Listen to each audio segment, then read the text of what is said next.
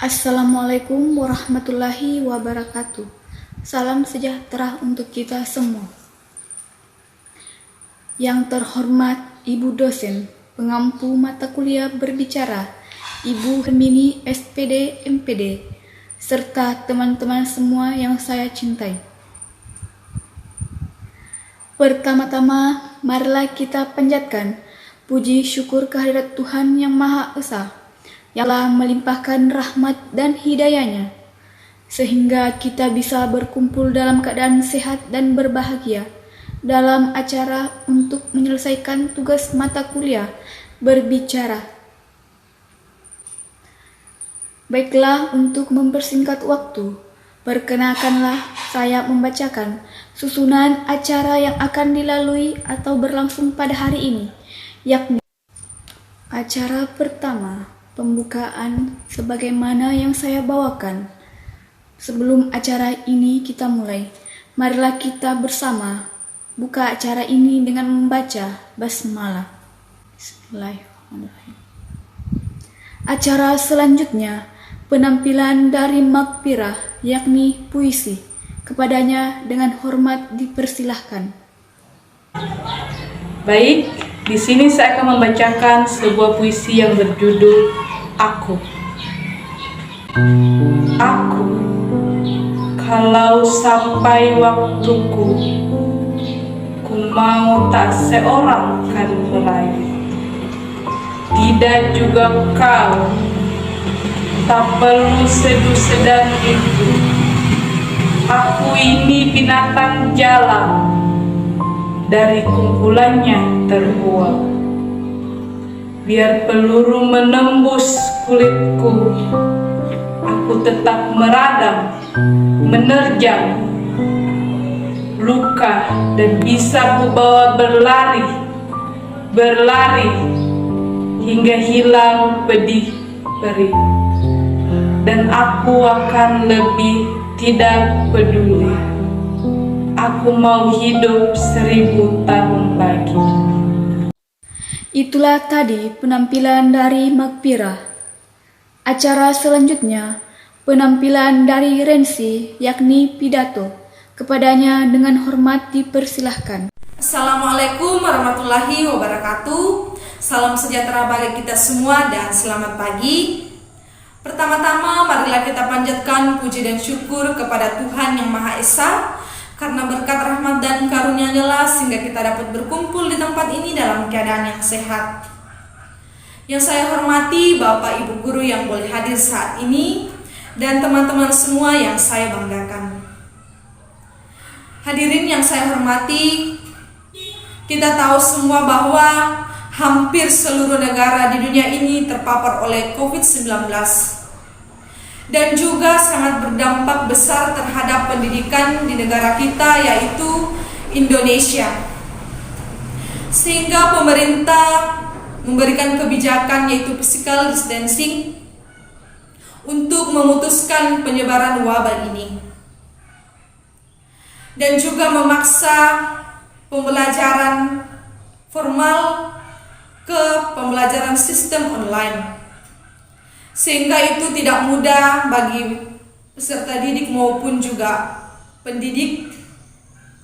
Yang pertama yaitu siswa lebih susah memahami materi yang disampaikan.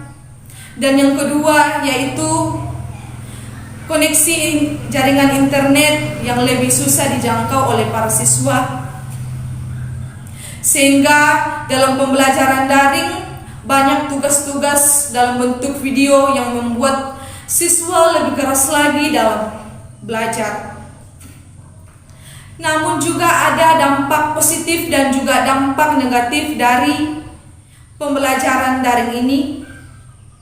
Dampak positifnya itu ialah lebih menyenangkan, singkat, hemat waktu, dan siswa juga lebih mudah memposisikan diri dalam belajar dengan baik. Ada juga dampak negatif dari pembelajaran daring, yaitu siswa menyepelekan pembelajaran dalam masa pandemi ini. Mereka bermalasan dalam membaca buku dan hanya berfokus dalam bermain game, dan hal-hal yang lainnya.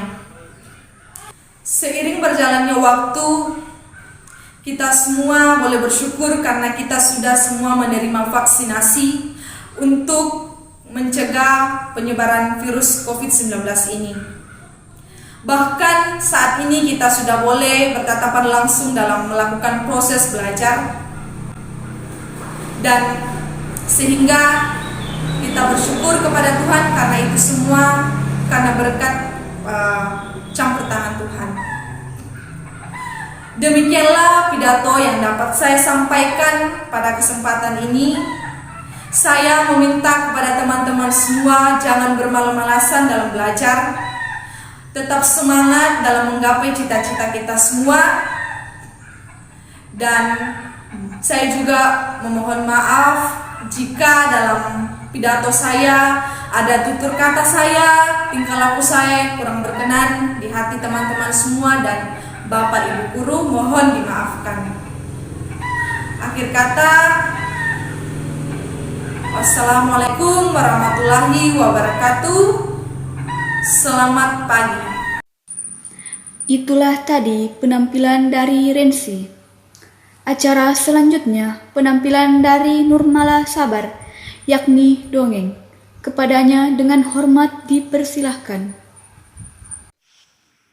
Assalamualaikum warahmatullahi wabarakatuh. Dongeng Asal Mula Awan dan Hujan oleh W.S. Jambak.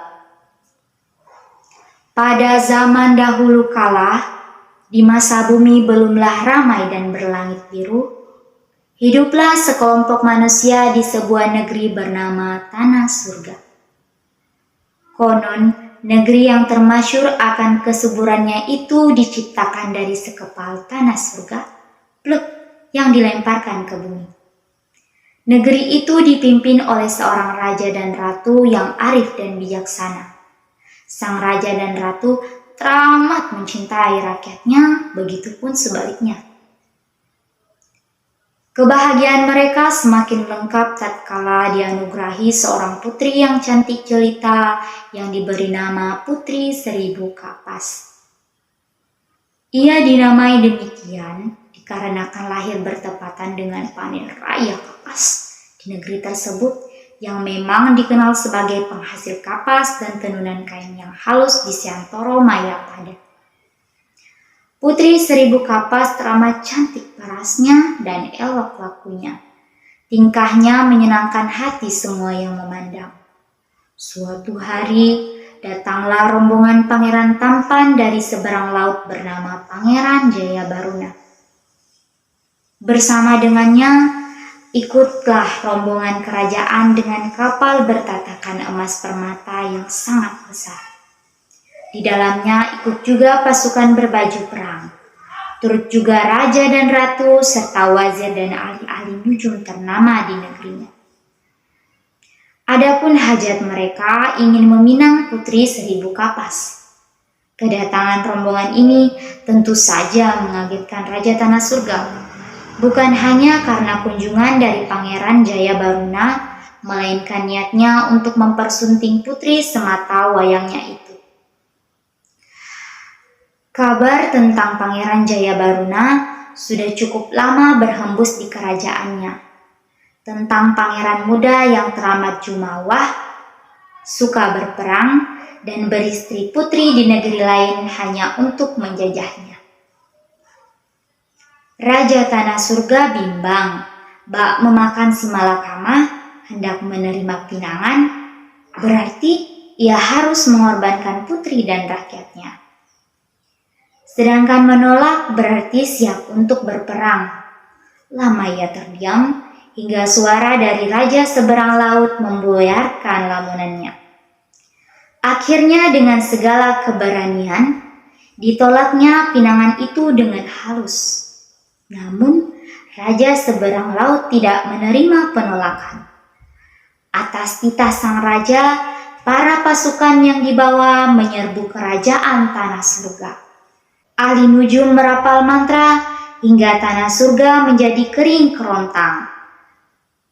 Setelah puas memporak-porandakan, mereka pun pergi dari negeri itu Putri Seribu Kapas meratapi pembantaian atas rakyatnya.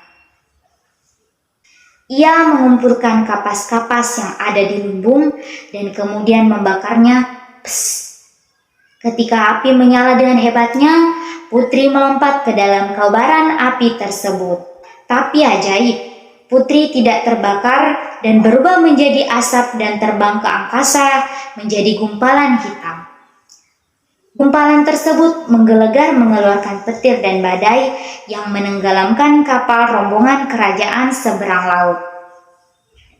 Di tanah surga kemudian turun air dari gumpalan itu yang kembali menghidupkan tumbuhan yang mati dan menyuburkan tanah. Di kemudian hari gumpalan tersebut dikenal dengan nama awan yang berarti pengorbanan dalam bahasa tanah surga. Itulah tadi penampilan dari Nurmala Sabar. Acara selanjutnya, penampilan dari Widya Stuti, yakni pembaca berita. Kepadanya dengan hormat dipersilahkan. Selamat pagi pemirsa, saya Widya Stuti akan menemani Anda pada hari ini selama 30 menit ke depan dalam seputar Indonesia yang menyajikan info-info terkini dan teraktual. Berita pada pagi hari ini, gempa 5,7 terjadi di Sumba Timur, NTT. Telah terjadi gempa bumi dengan kekuatan magnitudo 5,1 di Sumba Timur, Nusa Tenggara Timur. Gempa yang terjadi sejauh ini tidak berpotensi tsunami. Hal ini sesuai pernyataan yang disampaikan oleh Badan Meteorologi, Klimatologi, dan Geofisika atau BMKG. Senin 17 Juni 2019, gempa bumi yang terjadi dilaporkan terjadi pada pukul 3.13 waktu Indonesia Barat. Pusat gempa diketahui berada di 16 km barat daya Karera, Sumba Timur. Titik koordinat diketahui berada pada 10,41 LS 120, BT dengan kedalaman gempa 10 km. Saat terjadi gempa, masyarakat Sumba sempat panik sebab gempa terjadi dengan tiba-tiba. Untuk mengatasi hal yang serupa, masyarakat masih waspada dan bersiaga. Sekian berita pada pagi hari ini. Terima kasih. Itulah tadi penampilan dari Widya Stuti. Acara selanjutnya, penampilan dari Reski Amalia dan Muhammad Rifki Syafaat. Kepadanya dengan hormat dipersilahkan. Assalamualaikum warahmatullahi wabarakatuh. Pertama-tama saya ucapkan terima kasih kepada Kepala Sekolah SMA Negeri 5 Lubuk dan serta jajaran-jajarannya.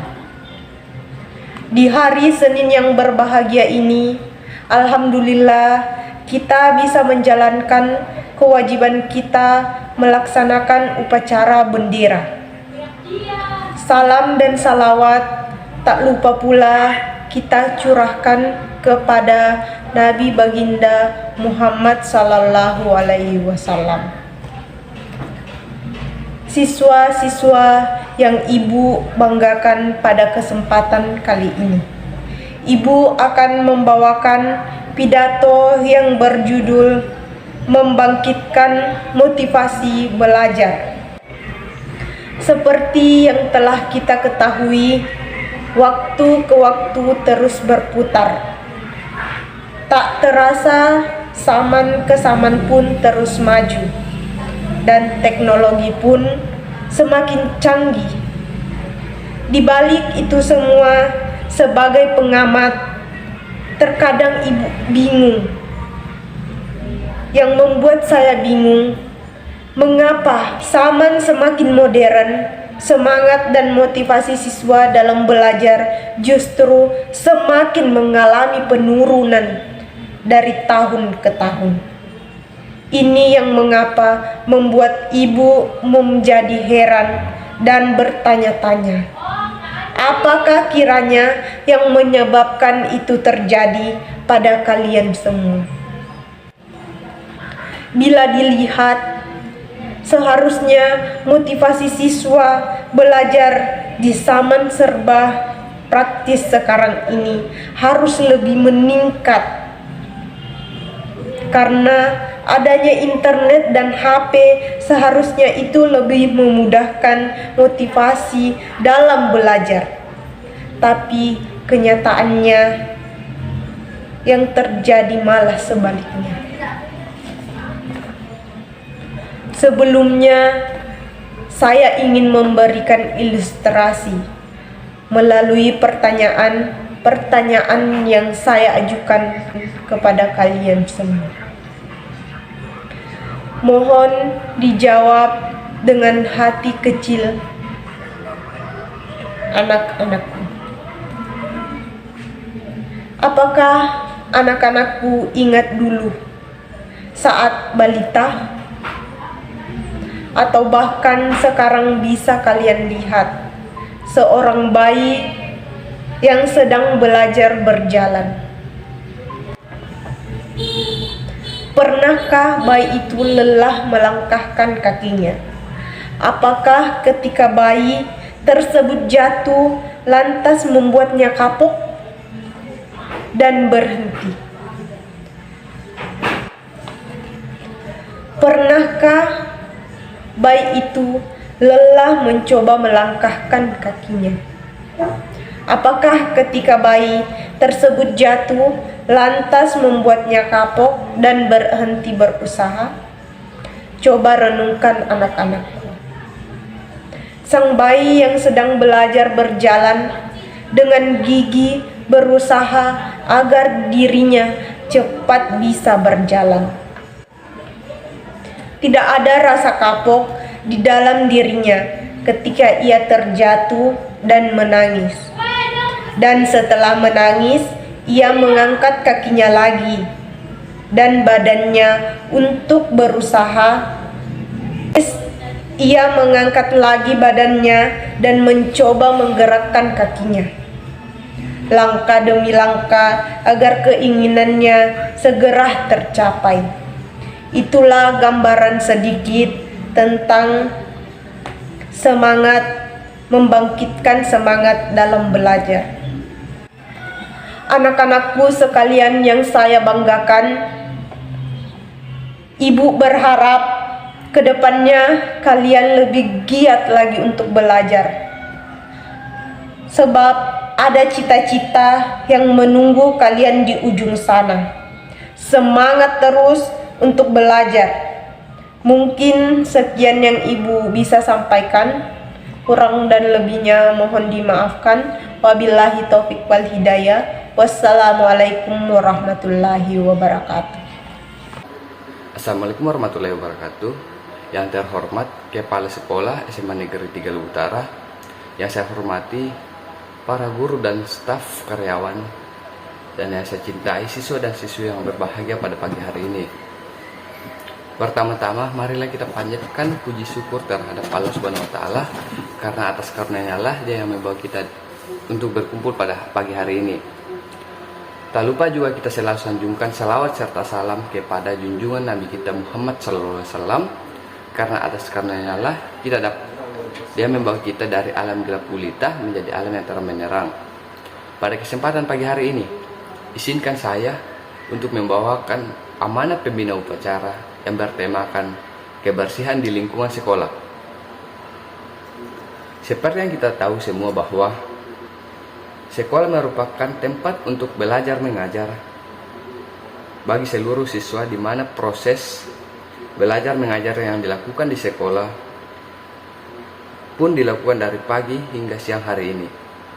Nah, di sekolah inilah semua siswi mendapatkan bimbingan dari para guru agar menjadi anak yang pandai, sopan dan santun, sehingga bisa dibanggakan oleh kedua orang tua, masyarakat, bangsa dan negara. Oleh karena itu, untuk bisa memupuk rasa yang nyaman ketika mengikuti proses belajar mengajar, semua harus memiliki sikap tanggung jawab dan menjaga kebersihan di sekolah. Dalam diri sendiri, saya sangat yakin jika kebersihan akan membuat kita semua lebih nyaman untuk proses belajar mengajar, bukan? Dengan begitu, maka kita semua akan terhindar dari semua penyakit yang dapat mengganggu kesehatan tubuh.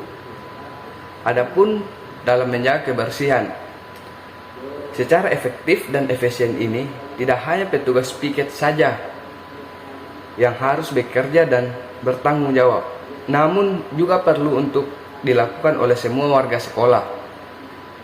Salah satu contoh yang paling mudah yang bisa dilakukan dalam menjaga kebersihan di lingkungan sekolah yakni seperti membimbing siswa untuk membuang sampah pada tempatnya, tidak mencoret-coret meja, kursi, dan lain-lain. Selain itu, bila anak-anak sedang buang air kecil baik sebelum kencing maupun sesudah, hal ini penting dilakukan agar tidak menimbulkan bau yang akan mengganggu warga sekolah untuk melakukan proses belajar mengajar nanti. Ya, mungkin itu saja amanat yang saya sampaikan mengenai kebersihan sekolah. Semoga anak-anak dan seluruh warga sekolah bisa bertanggung jawab dalam memelihara lingkungan sekolah yang baik ini. Demikianlah amanat pembina upacara saya sampaikan. Kurang dan lebihnya mohon dimaafkan. Wabillahi taufiq wal hidayah. Wassalamualaikum warahmatullahi wabarakatuh. Itulah tadi penampilan dari Reski Amalia dan Muhammad Rifki Safaat. Acara selanjutnya, acara penutup. Marilah kita sama-sama menutup acara dengan membaca hamdalah. Alhamdulillah. Demikian tadi penampilan dari teman-teman saya. Tibalah saatnya kita pada penghujung acara. Sebelum menutup acara ini, kami ucapkan banyak terima kasih kepada ibu dosen yang telah berkenan mengikuti acara ini. Kami atas kelompok 5 mohon maaf atas segala kekurangan yang berkaitan dengan penampilan dari acara ini. Akhir kata, marilah kita tutup acara ini dengan mengucapkan wabillahi taufiq wal hidayah. Wassalamualaikum warahmatullahi wabarakatuh. Dan salam sejahtera bagi kita semua.